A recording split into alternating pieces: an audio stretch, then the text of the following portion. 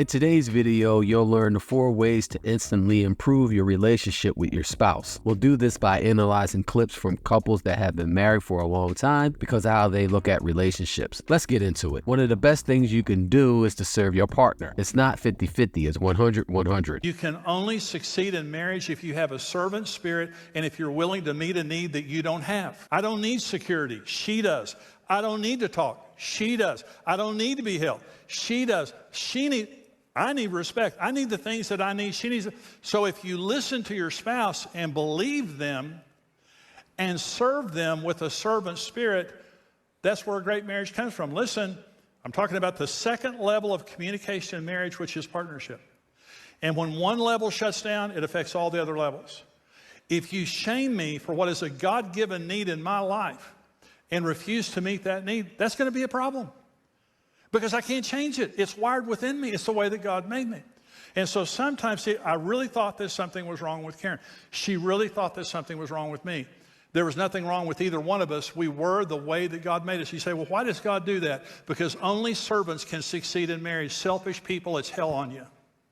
One story I always tell prospective brides, grooms, a bride and a groom are meeting with the rabbi before the wedding and they want to have some advice. The rabbi tells the groom, please leave the room. I'm going to talk to your fiance for a minute. So he leaves the room. He goes to the bride, listen, specifically this relationship, you need to give 90% and expect 10% back. She's like, what? He's like, absolutely. If you want this relationship to work, you need to give 90%. She's like, okay. So she walks out.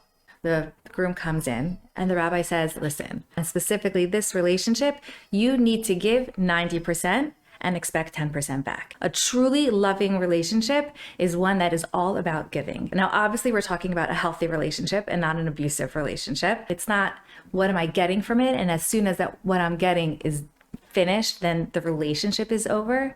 But it's about, I love this person so much, I just want to give. And I just want to be there. And by giving, I am happy. And in a truly beautiful, healthy relationship, that's both sides.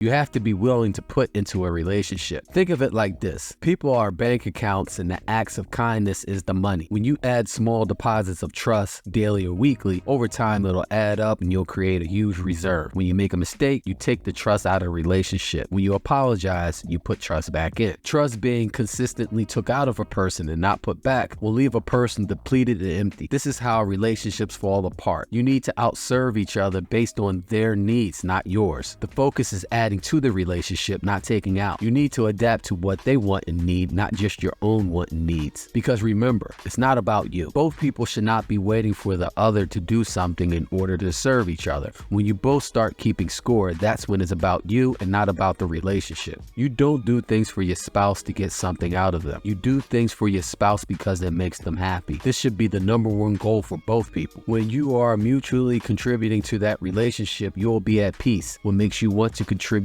more to that relationship. The more you both emotionally contribute to each other equally, the longer you will be together. You have to understand you and your partner are two different people. I believe how you fight with each other too is important moving forward because you have to still have respect.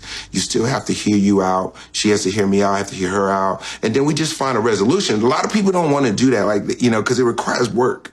It requires work to be unselfish.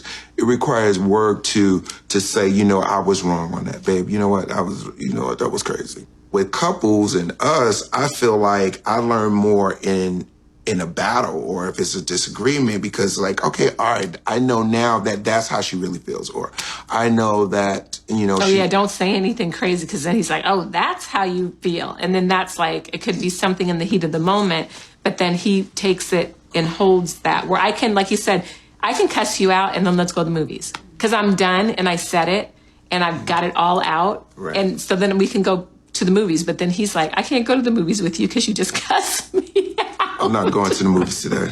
The problem is that we're constantly judging people, wishing that they were someone that they're not. We want to change them. We want them to think and act just like us. This is impossible because everyone is different. You're always frustrated and upset. When pressure rises and the other party doesn't feel understood, they have nothing intelligent to say and verbally attack their partner. Now you start attacking each other instead of attacking the issue. People say things that they don't mean, or sometimes they do. One person can't forgive the other because they have been insulted too many times over the years. The relationship falls apart. This is what happens when you don't fight fair. The solution is to listen, to understand, and accept people as they are. Don't react so quick to respond. Practice patience. When you go to respond, attack the issue, not the person. Don't bring up subjects that you know will hurt your partner. There is no benefit in doing that. You can't get someone to see things your way if you're insulting their intelligence or shaming them. Accept them as they are instead of resisting and trying to change them. When you accept people as they are, you will be calmer and won't project your own emotions onto them as much. The only thing that should be the same is your morals, principles, and values. Many times we get caught up in the busyness of life, we forget about our partner's needs. We look out for self. The kids see this. 90 minutes a week, you better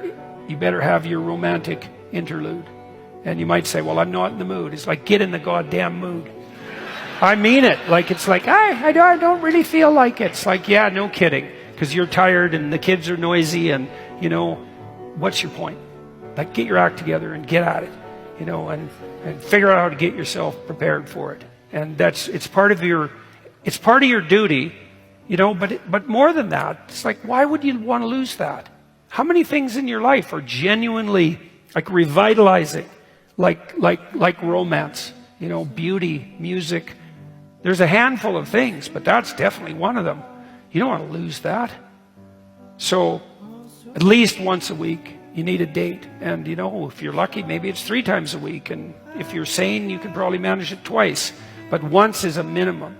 Too many parents put the kids before the relationship. What happens is that you put all of your time, effort, and energy into your kids and do nothing for your relationship. As time goes on, parts of your relationship dies. The kids grow up and move out of the house. It's just you and your partner. You live together, but you're strangers. Just like a flower, you didn't take care of it. You let it wither and die. You have to reconnect with each other on a regular basis. Your relationship comes before the kids. You don't neglect spending time with your kids. However, they are not the priority. Your relationship is. Your kids need to see what a healthy relationship looks like. The better you are as a couple, the better the kids have as an example to learn from. The best investment you can make is in yourself. You can't pour into an empty cup. If you want to outshine your partner as a server, you have to invest in yourself because they will benefit from whatever you do. The solution is exercise, eat right, read books, go to therapy, join sports groups, go on vacation, or take a class.